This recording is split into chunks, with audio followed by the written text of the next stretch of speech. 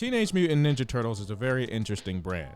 Since the 80s, various cartoon channels and even toy distributors have cashed in on the Turtles brand. And now Seth Rogen wants to cash in on it as well. I mean, why? Money! Teenage Mutant Ninja Turtles Mutant Mayhem is that movie where it is weirdly drawn but works for the animation style. The story is pretty mid, to say the least.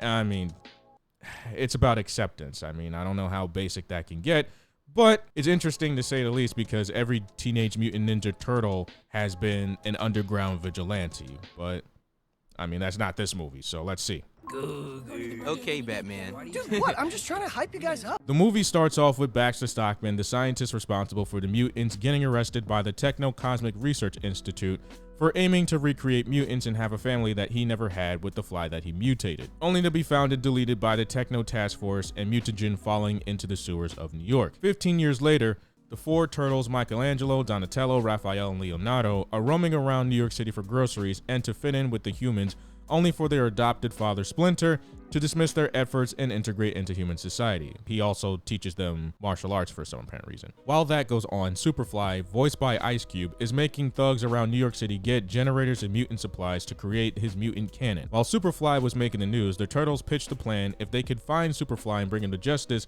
would they be accepted into society and seen as heroes? Only for the Turtles to find April O'Neil, who had her scooter stolen by the thugs connected to Superfly. While finding leads to Superfly, the Turtles find out that both them and Superfly, as well as the family of mutants, come from the same mutant gene that leaked into the sewers 15 years ago. While being two of the same species, Superfly did not have the same common denominator as the Turtles to be accepted into human society, only for him to want to mutate other animals due to his rejection. While they go on their quest to stop Superfly, Cynthia Utrom catches the Turtles and milks them for their mutagen. Yeah, I know, that's very disgusting. To create a mutant army. Freed by Splinter, Superfly finishes his mutant cannon while his family turns on him due to Superfly going too far in his plan to want to destroy the world by mutating wildlife. The Turtles and allies destroy Superfly and the cannon, only for Superfly to become a super mutant. While the Turtles struggle to save the city, April makes a case for helping the Turtles and helping them stop Superfly from destroying the city. When they put the anti-mutagen tube into Superfly with the help of the city people, the Turtles are not only seen as heroes, but a part of the city with a new family and school friends. Talk! I dream about fighting every night. Now, I was a Teenage Mutant Ninja Turtles fan in my heyday, and while I think the story was self-explanatory, it kind of takes away from what the Turtles actually are. Underground vigilantes that save the city with only a few people knowing who they actually are. I understand that they wanted to be accepted in New York City, but again, that's just my kind of take on it.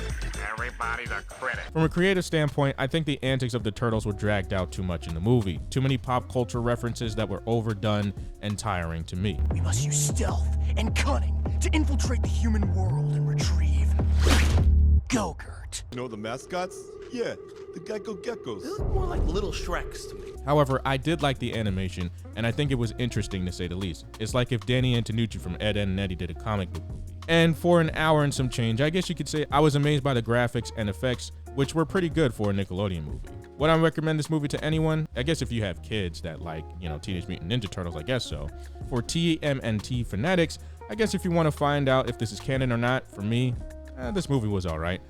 Would I go to it again?